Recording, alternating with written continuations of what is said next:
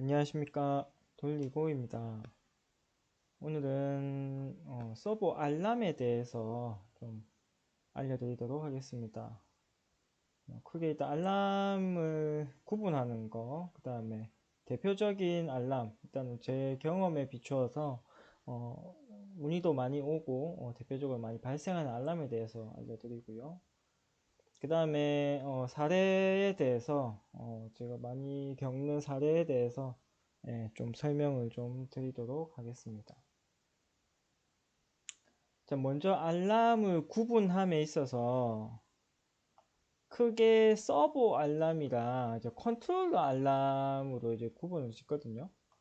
먼저 이제 서버 알람이라고 하는 거는 서버 앰프에서 발생하는 알람입니다. 서버 앰프에 발생하기 때문에 앰프에 보시면은 여기 세븐 세그먼트 있죠. 요거는 A 타입 서브 앰프고 요거는 이제 B 타입 서브 앰프인데 그 서브 앰프 앞에 있는 이 세븐 세그먼트에서 그 알람 코드를 확인을 하실 수가 있습니다. 보시는 것처럼 50.1, 20.1, 29, 이 A 타입 같은 경우 5자리가 되기 때문에 이런 식으로 표시가 되고요. 그 서버 알람이 발생을 하면 통신 타입 같은 경우에는 상위 카드인 뭐 위치 결정 카드나 모션 CPU에서도 이 서브 앰프의 알람 코드를 같이 확인을 하실 수가 있습니다. 그리고 서브 앰프 이 세븐 세그먼트 보시면 이게 표시되는 게 뭐 알람도 있고 뭐 여러 가지가 있거든요. A 타입 같은 경우에는 AL하고 뒤에 이렇게 숫자가 나와요. AL하고 뭐 50.1, 뭐 33.1 이런 식으로 표시가 되고 B타입 서브 앰프 같은 경우에는 그냥 숫자로 바로 나타납니다. 숫자로 나타나고 보시면은 또 나타나는 게 많아요. 뭐 A, B가 있고 뭐 A, D가 있고 B하고 숫자 나오는 거, D하고 숫자 나오는 거. 요 뭐 B 숫자, D 숫자 이런 거 대부분 다 그냥 정상 상태거든요. 알람은 아닙니다. AB 같은 경우 뭐 이렇게 문의가 와요. AB라는 알람이 떠 있다라고 뭐 문의하시는 분도 계시고 그렇거든요. 그래서 요런 것들은 이제 알람은 아니니까 이 표시하는 이 문자 같은 경우에는 일단 상태를 나타내는 거니까 그거를 주의하셨으면 좋겠고요. 그 다음에 컨트롤러 알람은 서버 앰프가 발생하는 게 아니라 서버를 제어하는 카드들, 위치 결정 카드라든지 모션 CPU 등에서 발생하는 알람입니다. 그래서 이 여기에는 나타나지 않아요. 그 세븐 세그먼트에는 나타나지 않습니다. 여기는 나타나지 않고 이 알람 같은 경우에는 알람 코드를 확인을 하려면은 뭐 PLC에 이제 소프트웨어 연결하셔가지고 확인을 하시거나 보통 이제 HMI 상에 그 알람 코드를 받아오게끔 보통 작화를 해 놓으시죠. 보통 그렇게 확인을 하시는 경우가 있습니다. 그 다음에 모션 CPU 같은 경우는 요 앞에 그 모션 CPU 자체에 있는 세븐 세그먼트를 통해 가지고 일부 알람은 확인이 가능하십니다. 그리고 QD77 같은 경우에는 그냥 에러가 떴다, 알람이 떴다 정도 이렇게 불로 그냥 표시가 돼요. 여기 불이 깜빡이는 걸 통해서 뭐 에러하고 AX1이 같이 불이 들어오면 뭐 1번 축의 알람이라든지 이런 식으로 이 LED 조합으로 알람을 알려줍니다. 근데 코드는 뭐 접속을 하셔야 알 수가 있고요. 그 다음에 이제 대표적인 알람에 대해서 좀 소개를 드리겠습니다. 이 대표 알람 제가 뭐 1위, 2위, 3위 뭐 이런 식으로 뭐 순위를 매겨놨는데 이건 뭐 제 개인적인 뭐 견해입니다. 개인적으로 가장 질문을 많이 받고 현장에서 이제 많이 겪는 알람이라서 제가 순위를 매겨봤어요. 절대 뭐 제 개인의 의견이기 때문에 이게 뭐 통계에 의한 건 아닙니다. 자, 일단 1위는 비상정지예요. 이 비상정지 같은 경우는 그 초기 셋업 하시는 분들 보통 이제 이 컨트롤러 처음 이제 설정하고 셋업 하시는 분들 꼭 겪는 알람인데 이게 뭐 말 그대로 비상정지 입력입니다. 비상정지 입력이 들어왔다라고 알람을 띄우거든요. 서버 앰프에 보면은 이제 E6이라는 알람이 뜨거나 E7이라는 알람이 떠 있어요. 앰프 앞에 보면은 B타입이죠. B타입 같은 경우. E6은 서버 앰프 자체의 비상정지 입력이고 E7은 컨트롤러의 그 비상정지 입력이에요. 이 QD77 시리즈 보면 와, 사진이 DGP가 있네. 이 QD77 시리즈 같은 경우는 여기 앞에 그 단자에 그 40핀짜리 이 단자 안에 비상정지 입력이 존재합니다. 그 다음에 모션 CPU 같은 경우는 여기 보시면은 EMI하고 여기 24V 입력을 하게 돼 있어요. 여기에 비상정지 입력을 이제 보통 비접점이죠. 비접점으로 비상정지 입력이 들어오게 되면 이 알람이 뜹니다. 대신에 QD77 시리즈 같은 경우는 이 비상정지 입력을 무효화할 수가 있습니다. 그냥 파라미터 설정상으로 이 비상정지 입력을 사용을 안 하겠다라고 설정하실 수 있어요. 보통 설정을 하시죠. 사용 안 하겠다고 설정하고. 그 다음에 모션 CPU는 또 이게 설정이 될 거라고 생각하시는데 이 설정 안 돼요. 이거는 무조건 입력하셔야 돼요. 24V. 24V 반드시 입력해 주셔야 된다는 거 명심하시고요. 그 다음에 서버 앰프의 비상정지 입력 같은 경우는 여기 그 서버 앰프 B타입 경우에 그 서버 앰프에 여기 외부 입력 신호 넣는 단자가 있는데 그 단자에 그 비상정지 입력이 있습니다. 이것도 서버 파라미터를 통해 가지고 접점을 무효화하실 수 있어요. 그래서 보통은 서버 앰프의 걸 쓰든지 뭐 컨트롤러 걸 쓰든지 아니면 둘 다 안 쓰든지 하거든요. 그래서 비상정지 같은 경우에는 그래서 이렇게 파라미터를 확인을 하시거나 아니면 실제 접점을 연결을 하셨다면은 연결된 접점을 확인을 하셔야 됩니다. 자, 그 다음 2위는요 엔코더 관련 알람이에요. 이 엔코더가 서버에 있어서는 가장 좀 민감하고 고장도 잘 나는 부품이거든요. 그래서 알람 또한 많이 발생을 시킵니다. 알람 코드는 서버 앰프 이제 서버 알람이기 때문에 서버 앞에 7 세그먼트에서 확인 가능하시고 코드로는 보통 16점 뭐시기 뭐 20점 얼마 21점 얼마 이렇게 알람이 뜨거든요. J3 같은 경우 여기 소수점 뒤에 붙은 게 없습니다. 그래서 16, 20 같은 경우는 대부분이 케이블 문제예요. 16하고 20은 케이블 관련된 알람이고 21번은 엔코더 자체가 뭐 파손이 되거나 엔코더 자체에 뭔가 문제가 발생했을 경우에 21번이 뜹니다.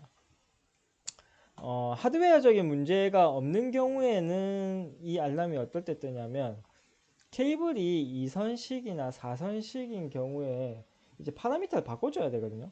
보통 4선식 파라미터는 그 케이블이 긴 경우 장거리 경우 아마 20m 이상인가 그러는데 그 장거리 배선의 경우 4선식을 씁니다. 4선식 케이블을 연결했는데 파라미터를 2선식을 했다든지 2선식을 했는데 4선식으로 파라미터 설정을 했다든지 이렇게 되면은 알람이 뜹니다.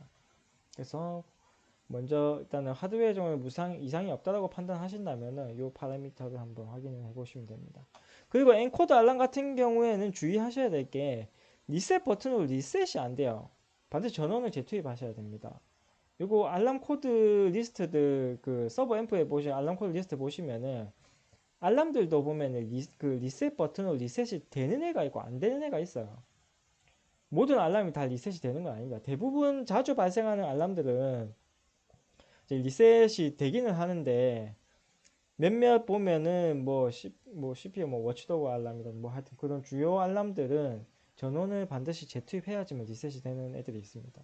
예, 그거 주의하셔야 되고요. 자, 3위는 기동 불가. 요거는 위치 결정 카드의 컨트롤러 알람이거든요. 요게 참 많이 발생하는데 이게 왜 많이 발생하냐면요. 이 알람 코드가 108인데 보시면 기동 불가의 축 동작 상태에서 기동 요구를 했습니다. 그러니까 기동 불가의 축 동작 상태라는 게 굉장히 광범위해요. 얘가. 그러니까 예를 들어서 축에 어떤 알람이 떴어요. 뭐 과부하 알람이 뜬 상태에서 기동 신호가 한 번 더 들어가잖아요. 그럼 이 108이라는 알람이 뜹니다.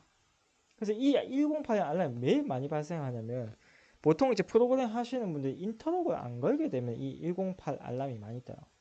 그러니까 한번 알람이 뜨면 기동 입력이라는 자체가 이제 안 들어가게끔 보통 이제 인터럽을 걸어 주셔야 되는데 안 그러면은 보통 이제 조작자들이 뭐 동작이 안 되면 버튼 계속 누르잖아요. 계속 딱딱딱딱 계속 누르죠. 왜 안 되나 안 되나 하면서 뭐 조고 버튼 계속 눌리고 뭐 정해진 이렇게 좀 계속 눌리잖아요. 그러면은 이 108이 누적해서 그 에러 이력에 보면 누적해서 쭉 올라옵니다. 108이라는 알람이. 그러면은 이 108이라는 알람은 실제적으로 앞에 어떤 알람이 발생해가지고 얘가 축이 기동 불가의 상태가 됐는지 판단을 해야 돼요. 그 판단이 안 돼요. 굉장히 이게 광범위하게 하기 때문에 알람일 수도 있고 뭐 어떤 다른 그 알람이 사실 그래서 뭔지를 알아야 되거든요. 그래서 이 108을 발생을 안 시키시려면은 웬만하면 그 프로그램상 인터로그를 잘 걸어 주셔야 돼요. 108만 떠 있으면은 원인을 찾기가 힘들거든요. 이 108 앞에 발생한 실제적인 이 기동 불가 상태가 된 알람을 먼저 찾아야 돼요. 그래서 108이 쭉 떠 있으면은 이력을 보시고 108 알람 앞에 뭐가 떴는지를 확인을 하실 필요가 있습니다. 그래야 이제 조치가 가능합니다. 그래서 제가 소개를 드렸고요. 아마 이거는 제가 그 위치 결정 카드 교육할 때도 한번 설명 한번 했었던 것 같아요. 어쨌든 이 108 알람 한번 확인해 주시고요. 그 다음 4위가 과부하입니다. 아무래도 구동기기이기 때문에 부하 관련 알람이 많이 발생을 하죠. 그러니까 알람 코드로는 50점 몇이 있고 51점 몇이 있습니다. 이거는 대부분 과부하 알람 뜨면은 뭐 소프트웨어적으로 뭘 하려고 하실 경우가 사실 잘 없어요. 대부분 이제 뭐 사용하시는 분들은 이거 뭐 부하 내량을 좀 높일 수 있는 방법 없느냐, 뭐 파라미터적으로 그 이걸 리미트 걸어놓은 뭐 그런 거를 좀 이렇게 높일 수 없느냐 그런 문의 많이 하시거든요. 예, 뭐 돈 안 들이고 손 안 들이고 코 풀려고 하는 거죠 결국에는. 근데 사실 그게 좀 그건 힘들어요. 뭐 그런 방안도 약간의 효과를 볼 수 있는 방법은 있긴 있습니다만 대부분은 이거는 부하를 조절을 하셔야 돼요. 예, 부하를 조절하시고 뭐 속도를 조절하시거나 하셔야 되고 간혹 엔코더 자체에 미세한 문제가 발생하기 때문에 얘가 이제 위치 정보나 속도 정보를 이제 잘못 인식을 해가지고 출력을 확 내보내다 보니까 이제 과부하 알람을 띄우는 경우가 생기거든요. 그래서 엔코더 문제의 경우에 한 번씩 발생할 수도 있습니다. 그 다음에 모터 쪽 파워 케이블 예를 들어서 UVW를 정확하게 UVW 딱 3상을 다 연결해야 되는데 뭐 결상이 됐다든지 아니면 U하고 V를 거꾸로 꼽았다든지 그런 식으로 파워 케이블 잘못 연결하게 되면은 알람이 뜨실 수도 있고요. 그 다음에 전자 브레이크를 안 풀고 브레이크가 잠긴 상태에서 이제 운전을 하다 보면 이 50번, 51번 뜰 수 있어요. 그 다음에 이 전자브레이크가 잠겨 있으면 당연히 모터가 안 움직이고 그냥 정지해야 되는 거 아닙니까 하시는 분 계시거든요. 보통 이 전자 각 그 용량대마다 전자브레이크에 그 브레이크를 잡는 그 힘이 있는데 그 힘이 모터의 최대 토크보다 못해요 대부분은. 그래서 모터의 최대 토크가 굉장히 세기 때문에 순간적으로 얘가 힘을 빡 내가지고 브레이크를 풀고 밀고 나갑니다. 자동차로 따지자면 이 사이드 브레이크를 올려놓고 운전하는 셈이 돼버려요. 그럼 조금 움직이다 보면 가부하를 띄우거나 아니면 브레이크가 타버립니다. 그래서 뭐 AS 맡겨보면은 안에 이제 시커멓게 이제 브레이크를 타가지고 브레이크 이제 분진이 확 날려가지고 엔코더가 손실된다든지 뭐 브레이크 자체가 이제 소손된다든지 그런 문제가 생기거든요. 그래서 브레이크가 제대로 24V 입력이 들어가지고 브레이크가 오픈이 제대로 되어 있는지 그런 부분 확인해 주실 필요가 있습니다. 가부와 관련해서는. 그 다음에 절대 위치 소실이라는 이 25번이라는 알람이 있는데 이것도 서브 알람인데요.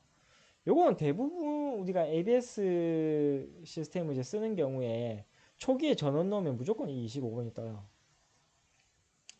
초기에 전원 넣으면은 25번 그 배터리를 통해 가지고 이제 그 엔코더에 그 배터리 공급을 해가지고 이제 엔코더 안에 있는 그 아마 슈퍼 차저인가 그 슈퍼 콘덴서 그 콘덴서에 이제 전원을 이제 충전하는 뭐 게 있는데 그거가 시간이 조금 걸리거든요. 그래서 처음에는 전원은 무조건 떠요.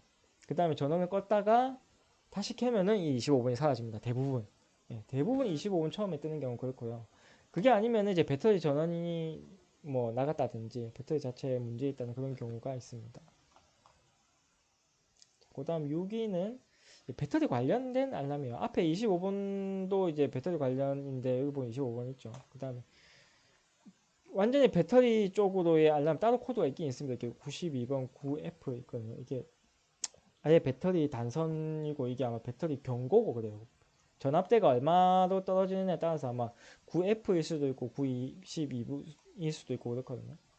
그래서 일단은 이 알람이 뜨면 뭐 배터리 접속 관련해서 이제 확인해 보셔야 돼요. 배터리 제대로 꼽혀 있는지. 그다음에 배터리 전원이 새 거가 이제 그 스펙상 보면 6V짜리거든요, 얘가. 6V가 나오는지.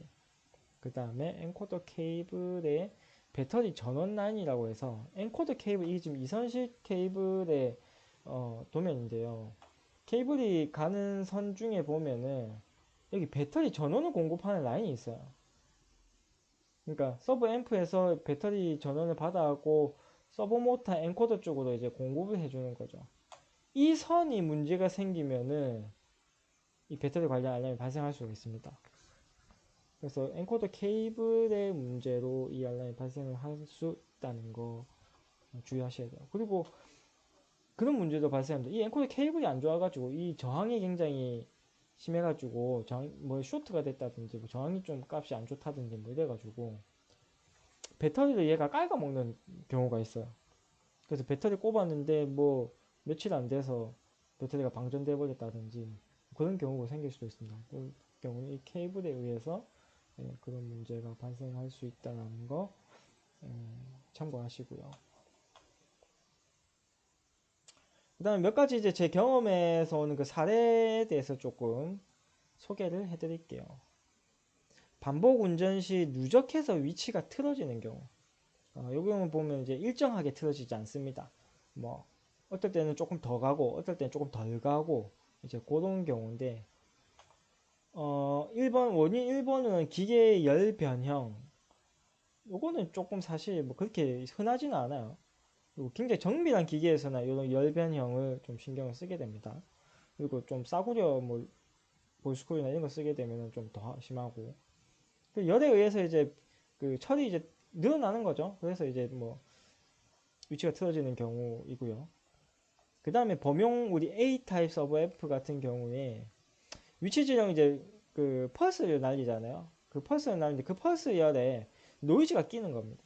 이 노이즈가 껴가지고 예를 들어서 컨트롤러에서 서버 앰프로 1000펄스를 날렸는데 서버 앰프에서는 1001 펄스를 받는다든지 999펄스를 받는다든지 이런 식으로 노이즈에 의해서 이제 펄스의 전달의 개수에 문제가 생기는 거죠. 그렇게 발생하게 되면 이제 위치가 들쑥날쑥해지게 돼요. 요거는 이제 어떻게 확인을 하시느냐 하면은 서버 앰프에 그 우리 세븐 세그먼트 통해서 확인하시든지 아니면 서버 앰프에 이제 MR 컴퓨레이터 연결을 하셔가지고 일단 컨트롤에서 같은 위치 0하고 1000이라는 위치를 계속 반복시킵니다. 반복시키는데 그 모니터를 띄우셔가지고 그 귀한 펄스 누적이라는 그 값이 있거든요. 그 값이 계속 A점, B점 왔다 갔다 함에 있어서 그 펄스까지 항상 동일해야 되거든요.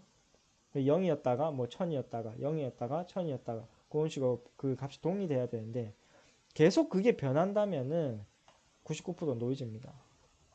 그래서 이런 경우에는 좀 노이즈 대책을 세우셔야 되는데 보통 이제 오픈 컬렉터 방식이라는 그 펄스 방식에서보다 라인 드라이브 방식이 노이즈에 강하기 때문에 라인 드라이브 방식 쓰면 거의 대부분 노이즈 잘 안 생기긴 해요.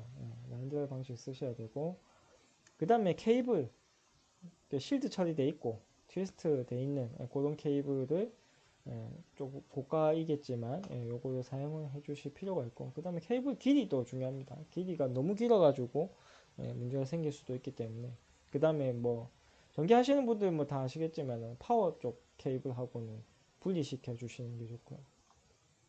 그 다음에 펄스 입력 방식을 변경을 하실 필요가 있어요. 방식이라고 하기는 조금 뭐 못하긴 한데 파라미터 설정해 보시면 그 서버 앰프 파라미터 그 A타 파라미터 보시면은 여기 이게 PF 13번이거든요. 13번에 보시면은 지령 입력 펄스율이 4메가ppс 이하의 경우, 뭐 1메가 이하의 경우, 500kHz 이하의 경우, 200kHz 이렇게 0, 1, 2, 3 이렇게 올릴수록 노이즈가 덜 탑니다. 그래서 만약에 굉장히 고속으로 많이 써야 되는 경우에 이제 4메가pps까지 쓰시는데 4메가pps까지 사실 잘 안 쓰거든요, 보통. 그래서 요거 이제 값을 좀 바꿔주시면은 노이즈 내력이 올라가기 때문에 실제로 이제 동작을 시켜보니 놓이지 않다는 경우가 많이 생겨요. 이거 변경해 주시면. 네, 요거를 적정한 값으로 해주시는 게 좋고요. 그 다음에 요것도 참 그렇게 많이 발생하는 경우는 아닌데 피드 명령이라고 해서 뭐 피드 명령이라고도 하고 정치수 이송 명령이라고도 하는데 위치결정 카드나 모션 시뮬 그 명령 보면은 특정 값을 이동하고 바로 0으로 클리어하고 이동하고 클리어하고 하는 그런 명령이거든요. 이 명령이 그 보통 명령 생각하기로는 우리가 생각하기로는 그냥 100 가서 다시 0으로 현재값 클리어하고 이렇게 생각하는데 매뉴얼 자세히 읽어보시면요. 이 피드 명령이 전자기업이 상으로 그 예를 들어서 어떤 특정 100mm라는 값을 이동을 함에 있어서 우리 내부 전자기업에 의해서 퍼스 숫자가 있잖아요. 그 퍼스 수가 안 맞아 떨어지는 경우가 있거든요. 그러니까 소수점 자리가 발생하는 거죠. 그래서 그런 이제 소수점 자리가 발생하는 경우 같은 경우에 그 한 번 동작시킬 때마다 그 부분을 클리어 시켜버려요.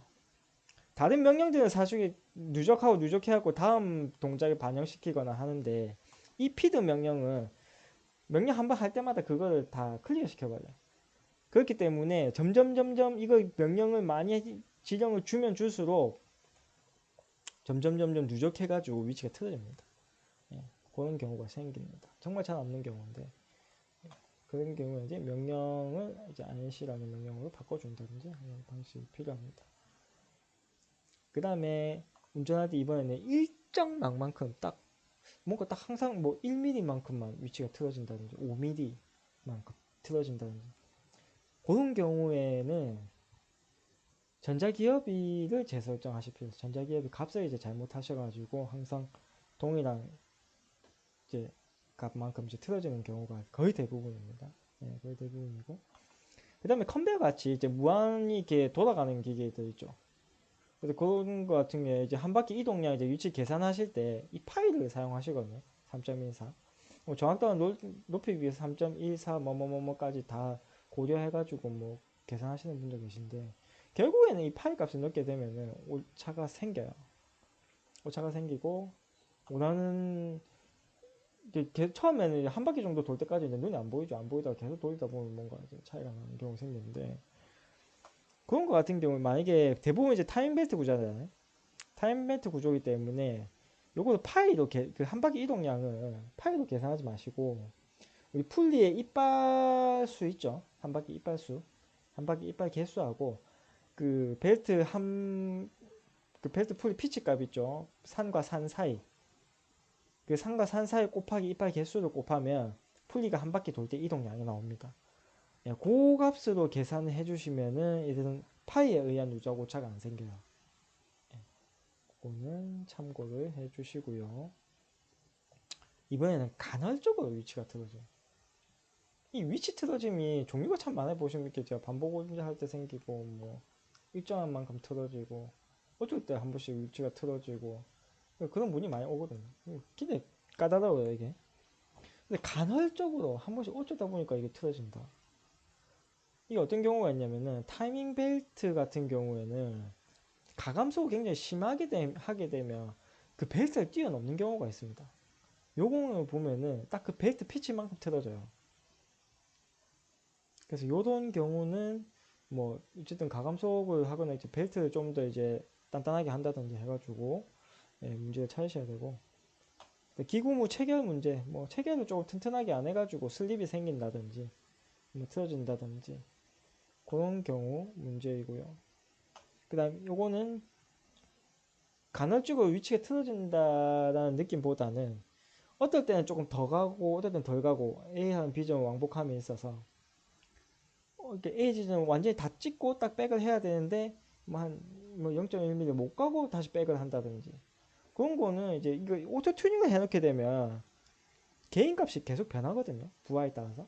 그러면은 얘가 반응도가 변한다는 말이기 때문에 얘가 동작이 어떨 때는 그 목표 지점까지 빠르게 팍 갔다가 딱 백을 하고 어떨 때는 조금 못 갔다가 백을 하고 그런 경우가 생겨요. 요거를 좀 꾸준하게 놔두시려면은 어느 정도 뭐 변화가 생길 수 기계적으로 밀림이나 이런 거에 따라서 다를 수는 있지만 요거를 유지시키면 매뉴얼 값을 두셔야 돼요. 오토 튜닝 값을 놔두시면 안 됩니다. 매뉴얼 모드로 두셔가지고 개인 값이 변경되지 않게끔 하셔야 돼요. 예, 특히 뭐 가공기 같은 이런 것들 그 뭐 가공 치수의 변화가 계속 뭐 산발적이라든지 그런 경우가 많이 생기거든요. 오토 튜닝을 놔두면. 그래서 매뉴얼 튜닝으로 튜닝을 해주실 필요가 있습니다. 이런 식으로 이제 위치가 틀어지는 경우가 참 많아요. 위치 틀어짐에 대한 경우의 수도 많고 뭐 사례도 사실 뭐 굉장히 많아요. 가지가지라서 분석하기가 상당히 까다롭죠. 좀. 그 다음에 운전 지령이 없는데 스스로 움직이는 뭐 귀신 들린 것도 아니고 뭐지 맘대로 움직이는 거죠. 뭐 대부분은 그래 뭐 운전 지령이 없는데 스스로 움직였다 하면은 보통은 이제 프로그램 쪽으로 보통 의심을 합니다. 예. 작업자는 이제 버튼은 안 눌렸지만 내부 프로그램상에 이제 문제가 이제 생기는 경우가 대부분이니까 그거 아니면 이 그림 보시면은 서버 앰프들이 보통 한 축만 쓰고 여러 축 쓰잖아요. 그러면은 이 파워 쪽은 똑바로 1번 축끼리 파워 케이블 이렇게 연결해 놓고 엔코더 케이블을 서로 상대방의 거 연결을 하는 겁니다. 이래 되면 알람은 안 떠요. 이게 용량이 다르면은 용량이 다른 모터가 꼽혔다라고 알람이 뜨는데 용량이 같은 것끼리라면 알람이 안 뜨거든요. 이게 G 모터에 연결됐다는 걸 몰라요. 그렇기 때문에 얘가 돌면 얘가 미친 듯이 돕니다. 피드백이 돌아오기 때문에. 그러면은 얘가 또 돌 거잖아요. 얘가 돌면 이 피드백이 또 일로 갈 거잖아요. 그럼 얘가 또 미친 듯이 돼요. 그럼 보통 이 두 축이 같이 미친 듯이 돌다가 뻗어버려요. 예. 이런 경우 흔하게 발생합니다. 워낙 요즘에는 서버 축들이 많기 때문에 케이블에 예를 들어서 마킹을 그 라벨을 잘못 붙여 놓으면 발생할 수도 있고 그럼 쭉 따라가 보지 않는 이상은 모르잖아요. 이 선이 여기 건지. 그래서 그런 오류가 한 번씩 생겨요. 이거 주의하셔야 됩니다. 그 다음에 뭐 대부분은 이제 프로그램 이상이죠. 프로그램을 잘못해서 이제 생기는 게 대부분이고 그 다음 노이즈 이거 답 없죠. 노이즈 참 답이 없습니다. A타입 같은 경우는 그 아날로그이기 때문에 노이즈가 많이 타는데 B타입 같은 경우는 노이즈에 의해서 뭐 이상 동작하는 경우 사실 잘 없어요. 그 다음에 기구물이 특정 이제 충격을 받은 경우 이제 처박은 거죠. 가다가 어디 처박거나 뭐 부하가 갑자기 뭐 큰 부하가 들어와가지고 뭐 쿵 했다든지 그렇게 되면은 이제 다음번 동작을 할 때 얘가 엄청 출렁거린다든지 막 왔다 갔다 뭐 미친 듯이 떤다든지 그런 경우가 생기거든요. 그런 경우에는 뭐 서버가 파손돼서 그럴 수도 있고요. 아니면은 대부분은 이 오토 튜닝에 의한 튜닝 값이 틀어져요. 아까 그 말씀드렸던 것처럼 이 오토 튜닝은 부하에 의해서 이거 값이 계속 변하거든요. 그러니까 이상 부하가 탁 만남으로 해서 튜닝 값이 갑자기 순간적으로 확 틀어지는 겁니다. 확 틀어져가지고 다음 동작이 이제 이 튜닝 값에 의해서 제대로 동작은 안 되는 거죠. 그래서 막 미친 듯이 떠는 거예요. 그런 경우에는 이제 연결을 하셔가지고 소프트웨어 연결하셔가지고 응답성을 좀 한두 단계 낮춰가지고 그러면 이제 정상 동작을 좀 할 거거든요. 어느 정도 정상 동작을 하면 매뉴얼 모드로 이제 변경을 하시거나 아니면 최초에 설정되어 있었던 응답성이 있죠. 그 응답성 값으로 이제 변경을 하셔야 됩니다. 웬만하면 이제 매뉴얼 모드로 하시는 게 맞아요. 제가 튜닝 교육을 하거나 이제 튜닝에 대해서 설명할 때 항상 그래요. 이 오토 튜닝이라는 애는 처음에 장비 셋업할 때 하는 거지. 장비 이제 운전할 때는 사실 오토 튜닝 모드 놔두는 건 좋지 않다 항상 말씀을 드리거든요. 어느 정도 셋업이 되고 이제 안정화가 되면은 그때부터는 매뉴얼 모드로 놔두시라 라고 말씀을 드리거든요. 왜 그러냐면 이런 문제가 발생을 해요 한 번씩. 이게 한 번 발생하면 미친 듯이 떠니까 겁먹는다 아닙니까 현장에서 겁먹어가지고 이거 어찌해야 되나 막 노트북 연결할 생각도 못하고 막 무조건 이제 서버 바꿔야 된다 막 이랬단 말이야. 안 바꿔도 이게 이런 경우 생겨 값이 틀어져 있기 때문에 그렇기 때문에 이런 문제가 발생하지 않기 위해서라도 매뉴얼 모드를 추천합니다. 이상으로 서버 알람에 대해서 좀 소개해 드렸고 제가 많이 질문 받고 제가 많이 경험한 것들에 대해서 일단 설명을 드렸고요. 혹시라도 뭐 이거 들으신 분들 댓글로 뭐 경험해 보셨던 것 문제들에 대해서 있으시면 또 뭐 써주시면은 거기에 대해서 또 뭐 제가 댓글을 또 달아드리고 다음번에 뭐 기회가 되면 또 소개를 해드린다든지 한번 해보도록 하겠습니다. 오늘도 수고하셨습니다.